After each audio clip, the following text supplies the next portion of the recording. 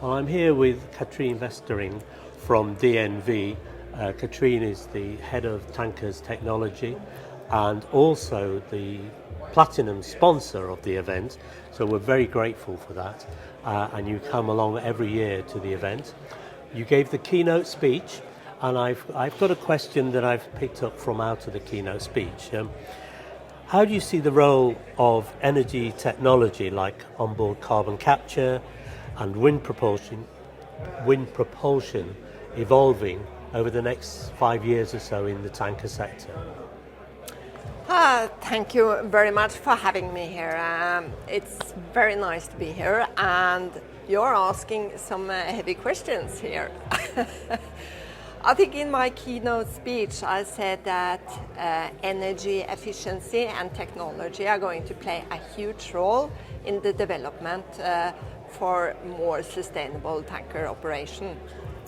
If you look at carbon capture, still we are having some challenges with the technology. The fuel penalty is quite high, and just to kind of add on carbon capture on board the ship requires a lot of energy demand, and you actually spend more fuel than you actually are gaining in terms of could use more fuel.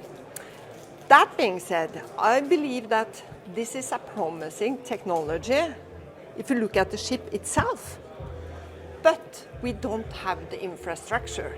Where are you going to place that carbon? So if you ask me within 5 years, I don't think we are there.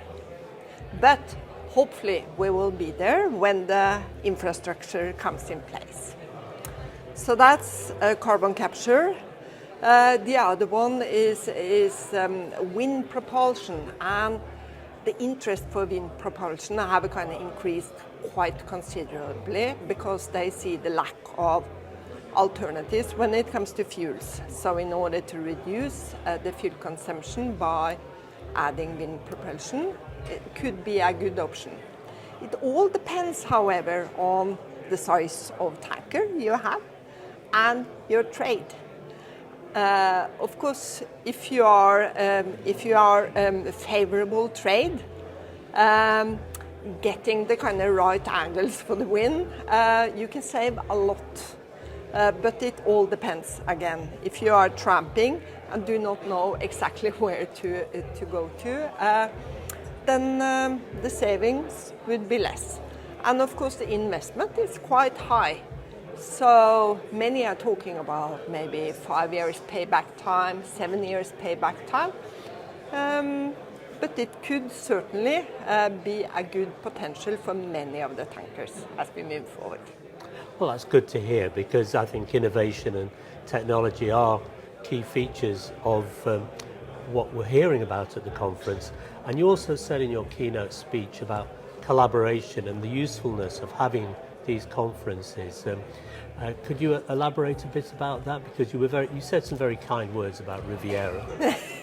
It's fantastic that you create this setting, because here we have ship owners, we have charterers, we have makers, class societies. Maybe lacking some of the politicians could be, the ones who are kind of creating that infrastructure for us. But talking to each other, getting the ideas, testing out new projects, running project, joint industry project is essential in order to move forward. Okay, well, we value your feedback, and we do appreciate that you tell us what you need to see and hear, and the people you want to meet. So the regulators is a very good suggestion, and something we'll look into, because this is your conference. So thank you very much, Catrine. Thank you very much for having me here.